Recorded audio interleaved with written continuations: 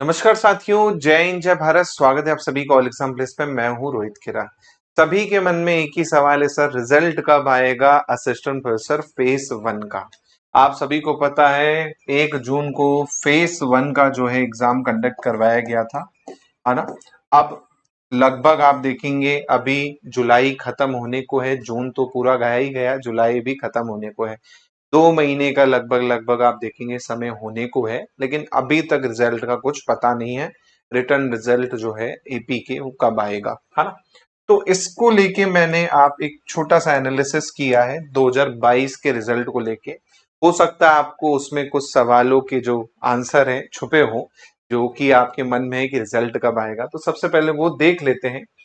अगर हम देखें एपी 2022 की, है ना, तो फर्स्ट फेज का एग्जाम 9 जून को कंडक्ट किया गया था।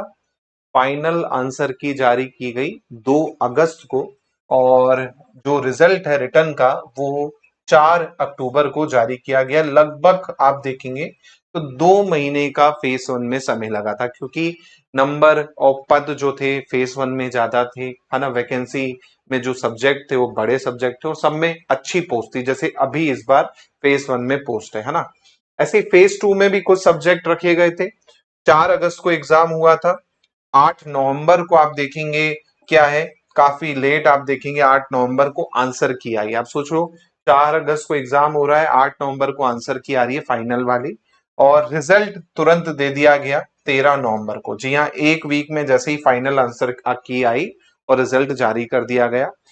अब इन जो फेज टू में सब्जेक्ट है, इसमें अभी बहुत सारे सब्जेक्ट है जिनका अभी इंटरव्यू होना बाकी है। इंटरव्यू हुआ ही नहीं है। जैसे आप देखेंगे जूलॉजी हो गया, केमिस्ट्री हो गया, है ना, इकोनॉमिक्स हो गया, है ना। इनका अभी इंटरव्यू नहीं हुआ, तो फाइनल रिजल्ट इनका बाकी है। और पहले फेज की बात करें तो इनका इंटरव्यू जो लेटेस्ट आपका रिजल्ट आया है वो बॉटनी सब्जेक्ट का आया है 14 जुलाई को। तो लगभग आप देखेंगे जो लास्ट सब्जेक्ट आपको देखने को मिलता है फेस वन का, वो बॉटनी का फाइनल रिजल्ट आपको देखने को मिलेगा सिलेक्टेड कैंडिडेट का। वो 9 मंथ लग गए फाइनल होते होते। तो आप सोच लीजिए, आपका एग्जाम शुरू हुआ था 9 जून 2024 को और फाइनल ज्वाइनिंग लगभग आपका 1 साल से ज्यादा में आपका फाइनल पूरा रिजल्ट आया है ना, फेज वन में। ऐसे ही फेज थ्री का पेपर आप देखेंगे तो इसमें सब्जेक्ट जो थे ना वो कम थे। जैसे अभी फेज टू में नंबर ऑफ कैंडिडेट कम है, सब्जेक्ट है लेकिन वैकेंसी कम है, एक दो पद, और ऐसे सब्जेक्ट जो कॉमन नहीं होते, काफी रेयर सब्जेक्ट होते हैं ना, जैसे मराठी सब्जेक्ट हो गया, उर्दू हो गया, है ना।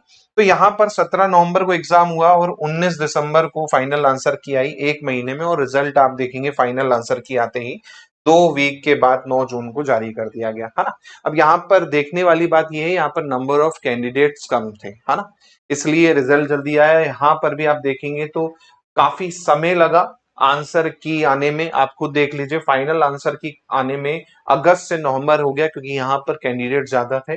सेम यहाँ पर इन सब्जेक्ट में भी कैंडिडेट ज्यादा थे, पोस्ट ज्यादा थी, तो यहाँ पर भी आप देखेंगे समय लगा, है ना। और रिजल्ट बनाने में भी यहाँ पर समय लगा, क्योंकि 87 और 13% का वो बनाने में उनको टाइम लगा था, है ना।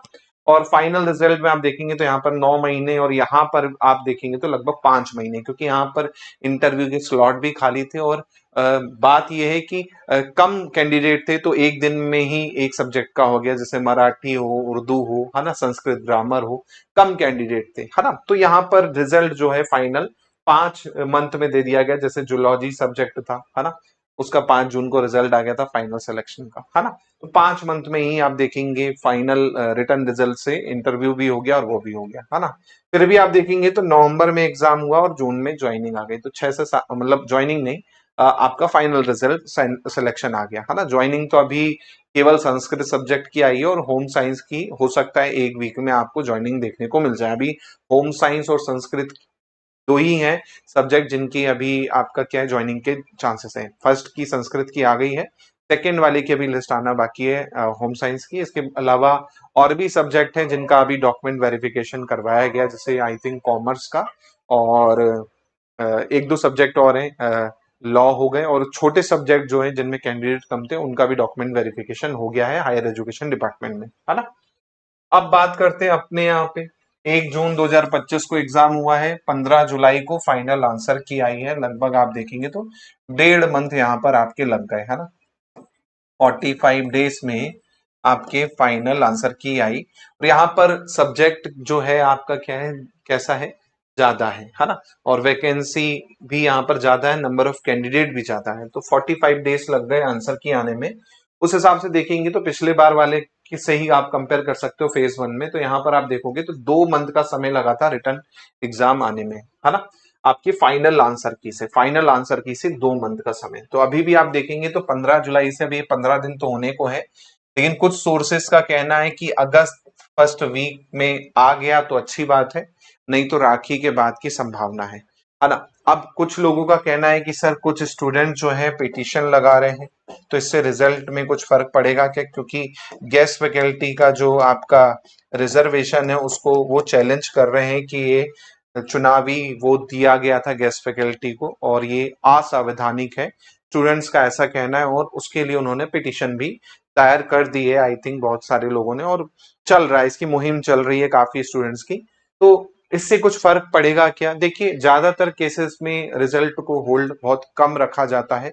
होल्ड उसी को रखा जाता है जो विवादित हो। विवादित मतलब अगर रखेंगे भी तो ये 25% को होल्ड रख सकते हैं, जैसे अभी जो फॉर्मूला चल रहा है 87% और 13% वाला, है ना। तो होल्ड किसको रखा गया है? जो विवादित है 13%। बाकी 87% का आप देखो रिजल्ट आपको दे दिया जा रहा है, ज्वाइनिंग दे दी जा रही है ना। 13% वालों का जो प्रावधिक सूची में उनको रखा गया है, और वो कोर्ट केस 2019 से चल रहा है ना, काफी लंबा समय हो रहा है उसको, है ना। तो इस गैस फैकल्टी वाले का क्या होगा सर? तो होल्ड होगा भी अगर रिजल्ट, तो ये 25% हो सकता है, पूरे रिजल्ट को नहीं रोका जा सकता, क्योंकि बहुत सारे कैंडिडेट्स के जीवन का सवाल है यहाँ पर, है ना। तो कोर्ट अगर रोकेगा भी इस पिटीशन से तो जाहिर सी बात है 25% वालों को रोक सकता है, उस पे स्टे लगा सकता है, बाकी का रिजल्ट आपका आ सकता है। तो आप मान के चलिए कि भाई अगस्त के मंथ में कम से कम रिजल्ट आने की संभावना। देखिए, बात ये है ना, आंसर की आने के बाद अगर नंबर ऑफ कैंडिडेट कम हो, है ना, कम सब्जेक्ट हो, तो 2 दिन 3 दिन में भी रिजल्ट जारी हो जाता है। लेकिन नंबर ऑफ कैंडिडेट ज्यादा होते हैं, उस केस में आप देखेंगे रिजल्ट को टाइम लगता है। जैसे आप पिछले महीने पिछले वाले का भी देखेंगे तो यहाँ पर फेज 1 में भी ज्यादा थे और फेज 2 में आपका ज्यादा था। तो यहाँ पर 2 अगस्त से 4 अक्टूबर लगभग आप देखेंगे 2 महीने का समय लगा।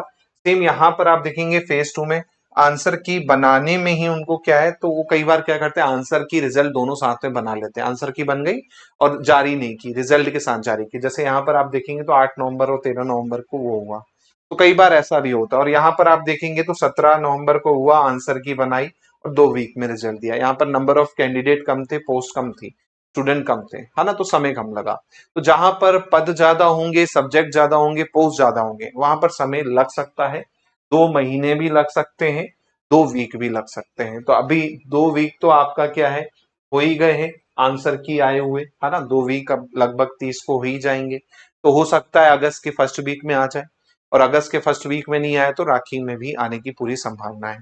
स्टे की बात की मैंने, तो चांसेस यही लगेंगे, अगर कुछ ऐसी पिटिशन लगती भी है तो वो होल्ड होता भी है तो 25% वालों को होल्ड कर सकते हैं। बाकी को ये नहीं है कि पूरा रिजल्ट होल्ड कर देंगे, ऐसा नहीं कर सकते वो, है ना। बाकी तो कर ही देंगे, फिर जो फैसला होगा 25% वालों को देना है नहीं देना है, फिर वो उस हिसाब से एक अनुपूरक सूची, जैसे आपने देखा होगा 2019 में भी ऐसी सूची जारी की थी, है ना, कि कुछ कैंडिडेट जो थे आपके अंदर आ गए थे और कुछ कैंडिडेट जो थे बाहर हो गए थे। तो वो ऐसी सूची भी क्या है, करना चाहे तो कर सकते हैं, है ना।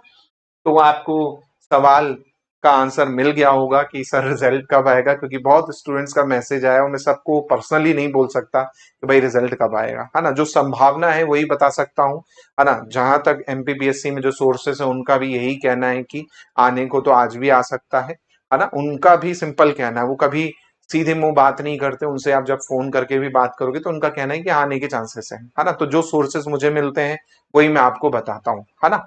तो रिजल्ट का वेट कर लीजिए, हो सकता है इस वीक में आ जाए या हो सकता है राखी के बाद आएगा, लेकिन स्टे का कोई चांसेस कम ही है कि स्टे लगे, है ना।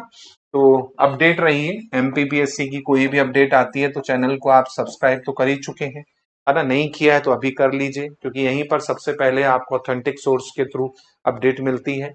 और वीडियो अच्छा लगे तो लाइक और शेयर कर दीजिएगा अपने साथियों से। कट ऑफ पे ऑलरेडी मैंने वीडियो बना रखे हैं, अगर आप देखेंगे है ना, काफी स्टूडेंट्स कट ऑफ भी पूछते हैं, तो कट ऑफ पे मैंने 2022 के फाइनल सिलेक्शन जितने भी अभी तक आ गए उनको लेके मैंने एनालिसिस किया है, लोएस्ट कैंडिडेट, हाईएस्ट कैंडिडेट, हर कैटेगरी वाइज। तो वो एक बार देख लेंगे तो आपको एक अंदाजा हो जाएगा, इतनी पोस्ट थी, इतने नंबर हाईएस्ट वाले के थे, इतने नंबर लोएस्ट वाले के। तो लगभग फेज 1, फेज 2, फेज 3 जितने का अभी तक रिजल्ट आया है सबके मैंने वहां पे एनालिसिस कर रखे हैं। आप एक बार देखिएगा, हर सब्जेक्ट के, हिंदी से लेके कॉमर्स, मैथमेटिक्स, सबके हैं। वो एक बार वीडियो देख लीजिएगा तो आपको खुद समझ में आ जाएगा कि कट ऑफ कितना जा सकता है। ठीक है, मिलता हूं मैं आप लोगों से नए वीडियो के साथ, नई अपडेट के साथ। जय हिंद, जय भारत, धन्यवाद।